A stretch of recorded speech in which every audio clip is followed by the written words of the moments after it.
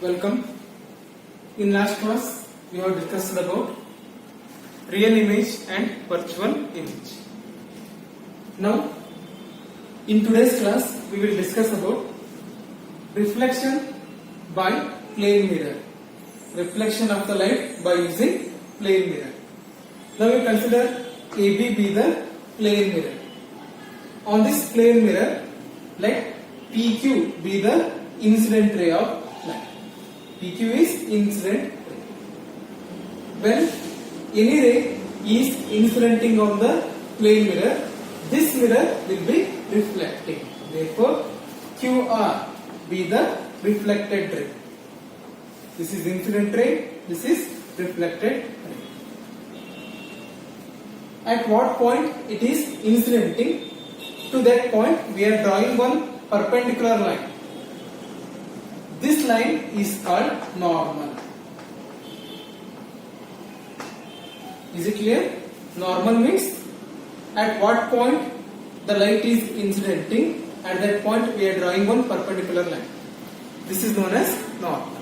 Therefore here QN is normal ray. Now here I is called angle of incident. I is angle of incident or angle of incidence. Now how we define angle of incidence? Angle of incidence is the angle between the normal and the incident ray. Is it clear? This angle. Normal and incident ray. What is that angle? That is known as angle of incident. Now, with the help of the normal, we can measure the angle. All the measurements must be measured from the normal. This is known as angle of incident. Now, what is R? R is angle of reflection. Now, what is angle of reflection? It is the angle between the normal ray and the reflected ray. This is known as angle of reflection. This is angle of reflection. I is angle of incident, R is angle of reflection. Now,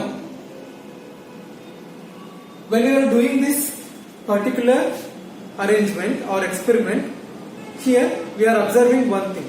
If angle of incident is equal to 30 degree, then angle of reflection is also equal to 30 degree. If angle of incident is equal to 40 degree, then angle of reflection is also equal to 40 degree. If angle of incident is equal to 50 degree, then angle of reflection is also equal to 50 degree. Means whatever may be the angle of incident, that is equal to angle of reflection. This is known as laws of reflection.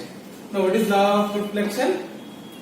The law of reflection is angle of incidence is equal to angle of reflection. Therefore, angle I is equal to angle R. Is it clear?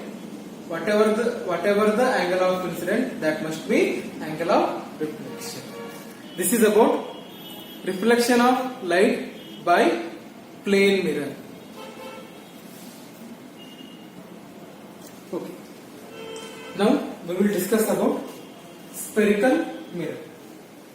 Spherical mirror means you take one hollow sphere. Imagine that this is one hollow sphere. In this hollow sphere, there are two surfaces are present. Inner surface and outer surface. Now what you do? You make one surface opaque and other surface reflecting. That may be inside surface or outside surface. You may make inside surface reflecting and outside surface opaque, or inside surface opaque or outside surface reflecting. Then when you made this arrangement, you cut it. You cut one small part. That part is called spherical mirror. Is it clear? Now, how you construct the spherical mirror? You cut the one part of the hollow sphere, that is forming a spherical mirror. Now, how we define spherical mirror? It is one more very important question. spherical mirror is a part of a hollow sphere in which one side is reflecting surface and other side is opaque. Therefore, in the spherical mirror, always one side is reflecting and other side is opaque. Again, in the spherical mirror, we are dividing spherical mirror into two types of the mirror. The first one is called concave mirror. This is the concave mirror. It will be like this. And second type of the mirror is called convex mirror. It will be like this. These are the classification of the mirrors. Okay. Now what is the meaning of concave mirror? Now this is the concave mirror. You take this is the hollow sphere. In the case of concave mirror, inside surface is reflecting surface and outside surface is opaque surface. Now how you define concave mirror? In concave mirror, the reflecting surface is towards the center. This is the center. The reflecting surface is towards the center. This type of the spherical mirror is called concave mirror. This is one more very important question. Now, concave mirror is defined as it is the spherical mirror in which reflecting surface is towards the center of the sphere. That type of the mirror is called concave mirror. If you consider this is the center, the reflecting surface will be like this. This is reflecting surface, this is opaque surface.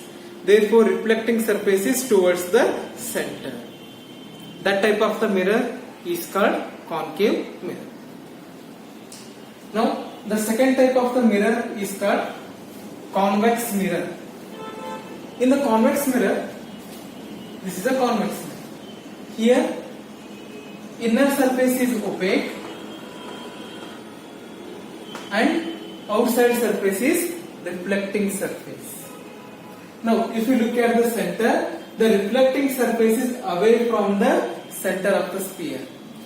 If you consider this is the midpoint, then it will be like this. This is reflecting surface, this is opaque surface, this is center. Like this. Concave mirror will be like this. This is center, this is reflecting surface. The convex mirror, this is the center, this is the reflecting surface. Like this, going away from the center. That type of the mirror is called convex mirror. Now how we define convex mirror? It is the spherical mirror in which reflecting surface is away from the center of the sphere. This type of the mirror is called convex mirror. Concave mirror and convex mirror.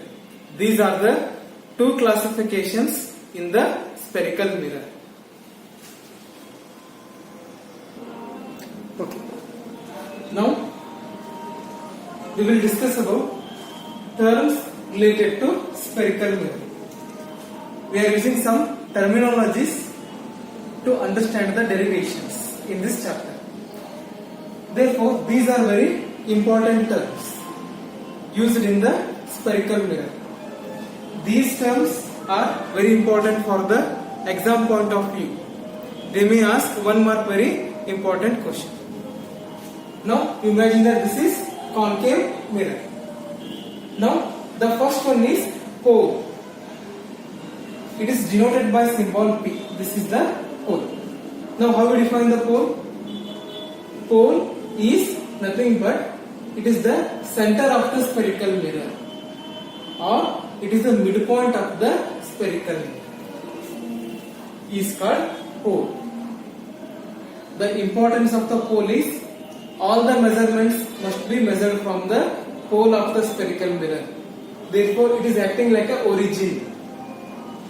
Therefore, pole means midpoint of the spherical mirror. Now next, one more question. Center of curvature. It is denoted by symbol capital C. Now what is the meaning of center of curvature? You take this is the spherical mirror. If we extend this spherical mirror, it is forming a sphere or circle. That sphere center is called center of curvature. Is it clear? Center of curvature means it is the center of the sphere, of which mirror is a part of a hollow sphere. Is it clear? Center of curvature means if you take concave mirror, if you extend it, it will again become hollow sphere. That hollow sphere center is called center of curvature. Now, how we define center of curvature? It is the center of the sphere of which mirror is a part. Mirror is a part of the hollow sphere. This is known as center of curvature. Now, one more question. Radius of curvature. Radius of curvature means it is the spherical surface. This is the center of the curvature. You join pole and the center of curvature. Now, this is acting like a radius. Now, what is the meaning of radius of curvature? Radius of curvature means it is the radius of the sphere, radius of the hollow sphere. Is it clear? Now, how we define radius of curvature? It is the radius of the sphere, of which mirror is a part of a hollow sphere. That hollow sphere radius, the concave mirror is made up of hollow sphere. That hollow sphere radius is called radius of curvature. It is denoted by symbol capital R. The SI unit of the radius of curvature is meter because it is a distance. Radius is nothing but distance, therefore its SI unit is meter. Now, one more important question. Principal axis. Principal axis means this line. The line which is passing through center of the curvature and pole of the spherical mirror. This is called principal axis. Is it clear? This line must be passing through center of the curvature and pole of the spherical mirror like this. It is keep on going like this. This line is called principal axis. Now, how we define principal axis? It is the line passing through the center of curvature and pole of the spherical mirror. This is known as principal axis. Okay. Now, one more very important definition. Principal focus. Principal focus means you take this is the concave mirror. Now, you incident parallel beam of light. Parallel beam of light means all the rays must be parallel to each other. Then what will happen? After reflection, all the rays are meeting at a single point. All the rays are converging or meeting at a single point on the principal axis. That point is called principal focus. It is in the case of concave mirror. But in the case of convex mirror, what will happen? When the parallel beam of light is incidenting on the convex mirror, then it is appear to be diverged from a single point. Means this will be reflecting like this, this will be reflecting like this. If you extend backward, these two rays are meeting at a single point. If you look at the diagram, by looking at the diagram, you conclude that at from point F, the rays are reflecting, the rays are diverging, they are going away from each other. That point is called principal focus. Is it clear? Principal focus means after reflection, all the rays are meeting at a point. In the case of concave mirror, in the case of convex mirror, from that point, all the rays are going away or all the rays are diverging. This is known as principal focus. Now, how we define principal focus? When a parallel beam of light is incident on the spherical mirror. After reflection, rays are converging at a single point. Converging means meeting at a single point. In the case of concave mirror, or diverges from a point. It is in the case of convex mirror, and it must be on the principal axis. This is known as principal focus. It is denoted by symbol capital F. Therefore, principal focus means at that point all the rays are meeting, all the rays are converging, or all the rays are going from that point, all the rays are diverging from that point. This is about principal axis. Now one more question, focal length. Focal length of the spherical mirror. Focal length of the spherical mirror is denoted by symbol small f. Capital F, principal focus. Small f, focal length. Now how we define focal length? Focal length is the distance between the pole and principal focus. This distance.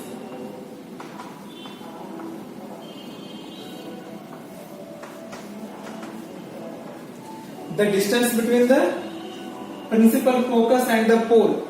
This will give focal length of the spherical mirror. Again, the SI unit of the focal length is meter. We can measure practically in the centimeter. By doing the practical, we are measuring in the centimeter. These all are very important one mark question in the annual examination. That is pole of the spherical mirror. Next, principal axis, radius of curvature, center of curvature, principal focus, and the focal length. These are very important terminologies.